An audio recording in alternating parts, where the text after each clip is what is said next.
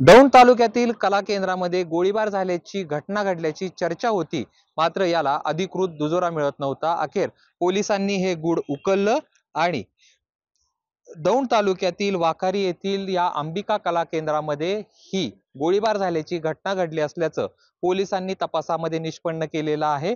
खरं तर परवा रात्री म्हणजे 21 तारखेला साधारणतः 10:30 ते 11:30च्या सुमारास हवेमध्ये फायरिंग केलं आणि याच्यामध्ये कोणीही जखमी झालं नव्हतं असं जे आहे ते पोलिसांनी सांगितलं। मात्र खरं तर काल दुपारपासून चर्चा सुरू होती की या कला केंद्रामध्ये एकूण दौंड तालुक्यामध्ये 3 कला केंद्र आहेत आणि त्यातल्या एका कुठल्या तरी केंद्रामध्ये गोळीबार झाल्याची घटना घडली आहे अशी चर्चा होती। मात्र या संदर्भात पोलिसांना विचारणा केली असता पोलिसांनी तपास सुरू आहे, आमच्यावर देखील कानावरती आलाय अशी उत्तरे जी आहे ती दिली होती।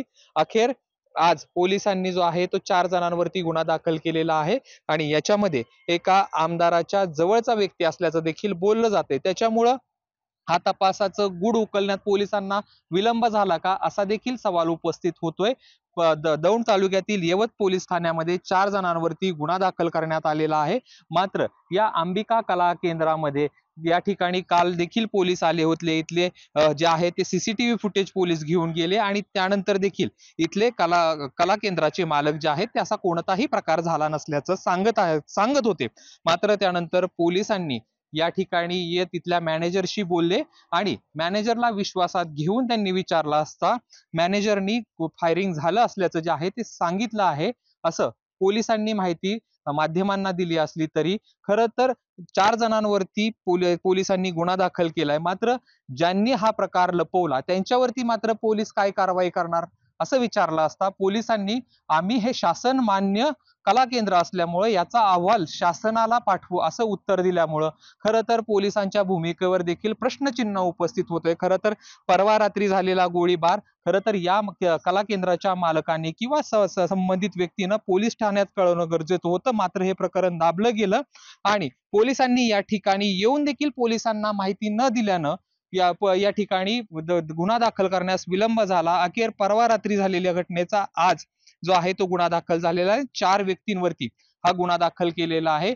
आणि यातली व्यक्ती जी आहे ती आमदाराशी संबंधित असल्याचं देखील बोललं जाते। त्याच्यामुळे राजकीय दबावातून हा गुन्हा दाखल करण्यास वेळ झाला का असा देखील सवाल उपस्थित होतोय। एकंदरीतच काल दुपारपासून सुरू झालेल्या चर्चा आज अखेर थांबलेल्या आहेत। खरं तर आज पोलिसांनी 4 जणांवरती गुन्हा दाखल केलेला आहे। त्यातला नेमका गुन्हा दाखल केलेला आमदार व्यक्ती कुठल्या आमदाराच्या जवळचा हा प्रश्न मात्र अनुत्तरित राहतोय। याचा आता तपास पोलीस घेणार का आणि खरं तर ज्यांनी ही माहिती पोलिसांपासून लपवली त्यांच्यावरती पोलीस काय कारवाई करणार हे पाहणं महत्वाचं असणार आहे। कॅमेरा पर्सन जीवनसह जयदीप भगत, एबीपी माझा, वाखारी, दौंड। एबीपी माझा, उघडा डोळे बघा नीट।